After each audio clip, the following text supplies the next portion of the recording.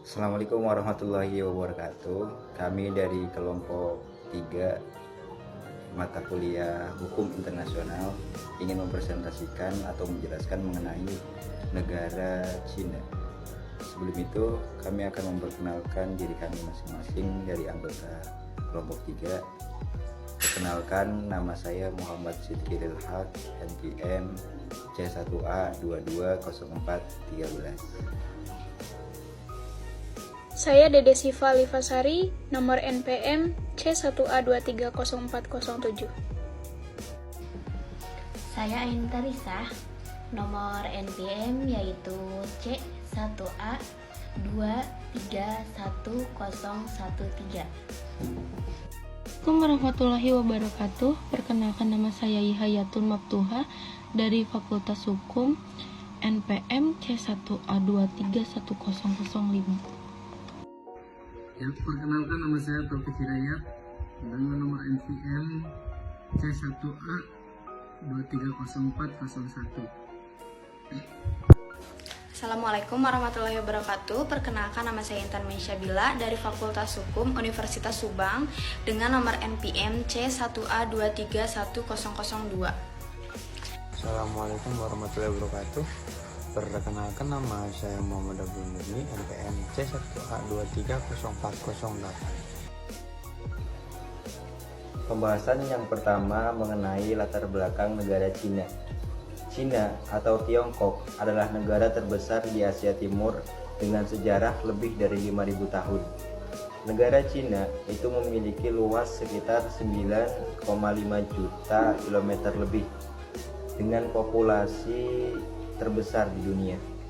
Cina dikenal dengan dinasti-dinasti yang besar, memiliki dinasti-dinasti yang besar, yang salah satunya yaitu dinasti Qin yang menyatukan negara Cina pada abad ketiga sebelum Masehi.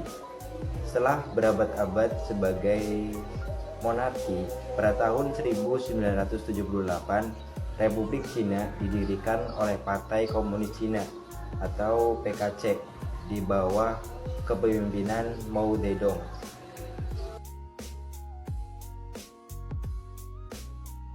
Selanjutnya, kemerdekaan negara Cina. Cina meraih kemerdekaannya pada tanggal 1 Oktober 1949 saat Partai Komunis Cina atau PKC yang dipimpin oleh Mao Zedong berhasil memenangkan Perang Saudara Cina melawan Partai Nasionalis atau Kuomintang yang dipimpin oleh Chiang Kai-shek. Setelah bertahun-tahun perjuangan, Partai Komunis Cina mendeklarasikan berdirinya Republik Rakyat Cina atau RRC pada hari tersebut. Kemenangan PKC mengakhiri lebih dari 2000 tahun sistem monarki di Cina dan menandai transisi negara ini ke sebuah negara komunis. Sebelumnya, Cina mengalami berbagai periode penjajah asing, perang internal, dan ketidakstabilan politik. Keberhasilan Mao dan PKC ini juga mengakhiri era dinasti Qing yang runtuh pada 1912 serta berakhirnya pemerintahan Republik Cina yang didirikan oleh Kuomintang. Yang keempat yaitu ada bentuk pemerintahan negara Cina. Cina memiliki pemerintahan komunis terpusat yang dipimpin oleh Partai Komunis Cina, yaitu PKC. Pemimpin tertinggi adalah Presiden yang juga menjabat sebagai Sekretaris Jenderal PKC. Sementara Perdana Menteri memimpin pemerintahan sehari-hari. Badan legislatif utama adalah Kongres Rakyat Nasional, yaitu KRN, yang menyetujui kebijakan dari PKC. Cina tidak memiliki sistem partai dan pemerintahan sangat terpusat di tangan PKC, dengan sedikit pemisahan antara kekuasaan eksekutif, legislatif, dan yudikatif. Negara yang memberikan pengakuan pada Cina sejak Republik Rakyat Cina dalam kurung RRC didirikan pada 1949. Negara-negara di dunia memberikan pengakuan pada Cina secara bertahap. Beberapa negara yang memberikan pengakuan terhadap Cina antara lain: Poin 1, Uni Soviet dalam kurung sekarang Rusia memberikan pengakuan pertama setelah berdirinya RRC pada 1949 dan menjadi sekutu utama Cina di awal periode komunisme. Poin 2. Negara-negara blok komunis dan negara-negara berkembang mulai mengakui RRC dalam dekade 1950-an hingga 1970-an. Poin 3. Amerika Serikat memberikan pengakuan resmi terhadap Cina pada tahun 1979. Setelah perubahan kebijakan luar negeri yang dikenal dengan kebijakan satu Cina yang mengakui RRC sebagai satu-satunya pemerintah sah di Cina menggantikan Taiwan.